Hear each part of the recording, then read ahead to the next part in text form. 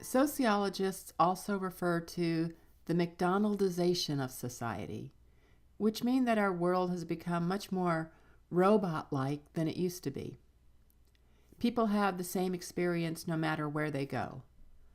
Large corporations offer hotels that are alike, stores that are alike, restaurants that are alike, in all areas of our society. Things are standardized and predictable, which to some extent is good. Go to a McDonald's anywhere in the U.S. and 98% of the menu is standardized. In some ways that's good, and in some ways so much standardization takes away from our sense of self and individuality. We appear to be becoming a completely standardized and prepackaged society. Efficiency and standardization tends to make things less expensive and more affordable for people. If you were to think about the change in telecommunications in the past 80 years, you'd see that it's become so much easier to do and much more affordable. Telephone calls used to be made through handmade connections, with operators plugging cables in through the route to create a connection. The cost of calls has dropped dramatically, as you can see from the slide, and connections are almost instantaneous thanks to technology allowing to cut out the hand operators. At the same time, the human effort and sense of connection and needing others becomes diminished. Bureaucracies are known for having what's known as red tape, which means that they become bound by so many rules that they can't perform in a logical manner.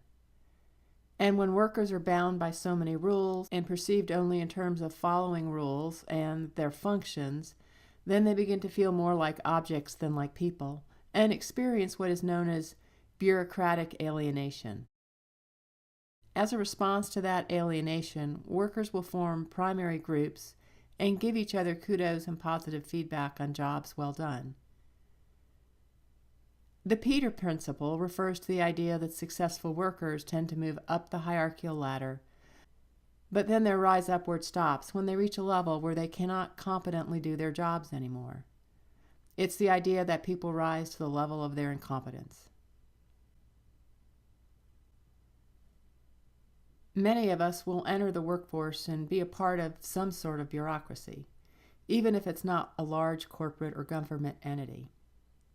Most workplaces are set up as a hierarchy of some sort, where specific tasks are done by designated workers, and the workplace has various rules and policies that the employee is expected to follow. Those that have moved to the top of the hierarchical chain are looking for those who have the right stuff. One organization I know uses the term high pot for the new hires, designating high potential rookies. They then move into positions which are more likely to be targeted for promotion. Those at the top feel that since they rose to a position of power, then people should have the same characteristics that they have. If you don't look or act like the corporate leader, then it's less likely that you'll be given better opportunities or the kind of work that is more challenging. These self-fulfilling stereotypes are part of the hidden corporate culture.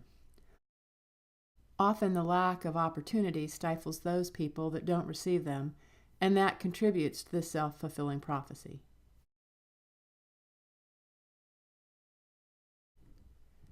During the past several decades, efforts have been made to improve diversity in the workplace. Before the 1980s, if the word diversity was used, then it related to one's stock portfolio, not composition of a group of people. Now the word is commonplace. You can see by that example how the concept is socially constructed. Prior to the development of the concept, the thought was that people should assimilate, and people who looked different and thought differently were not prized. Instead, now organizations do realize that people with different backgrounds can help contribute to the creative problem solving that can benefit the organization. Another corporate concern is that promoting insensitivity to minority groups can hurt the bottom line financially.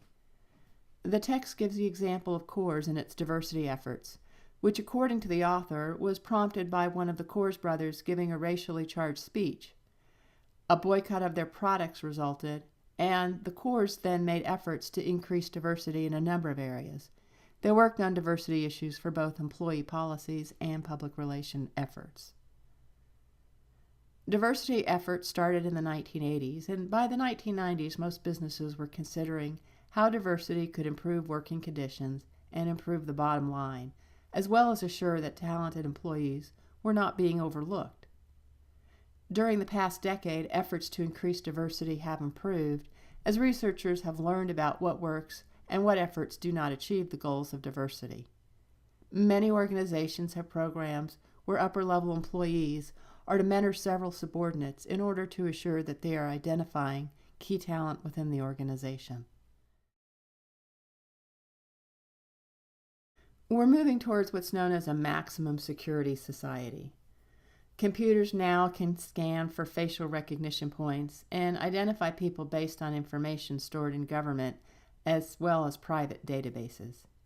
This increases security, but overall, is it a good thing for society? We may feel safer, but at the same time, there may be psychological effects when we assume that we're always under surveillance when we're in public places.